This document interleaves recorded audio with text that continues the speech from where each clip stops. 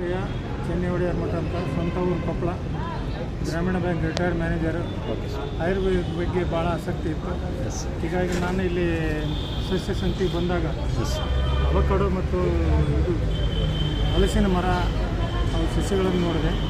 ಅದರ ಆಯುರ್ವೇದಿಯ ಗುಣಲಕ್ಷಣಗಳನ್ನು ಹೇಳಲಿಕ್ಕಾಗಿ ಈ ಅವಕಾಡೋ ಫ್ರೂಟ್ ಏನಿದೆ ಭಾಳ ವಿಟಮಿನ್ಸ್ ಯುಕ್ತ ಗಿಡ. ಅದು ಆಮೇಲೆ ಶಕ್ತಿಭರಿತವಾದದ್ದು. ಶುಗರ್ ಇದ್ದವರಿಗಂತೂ ಇದು ಹೇಳಿ ಮಾಡಿಸಿದ ಹಣ್ಣು. ಆಮೇಲೆ ಇದು ಹಲಸಿನ ಮರದ ಚೂರ್ಣ ಏನು ಬರುತ್ತೆ, ಹಲಸಿನ ಮರದ ಚೂರ್ಣಕ್ಕಿಂತ ಬೀಜದ ಚೂರ್ಣನ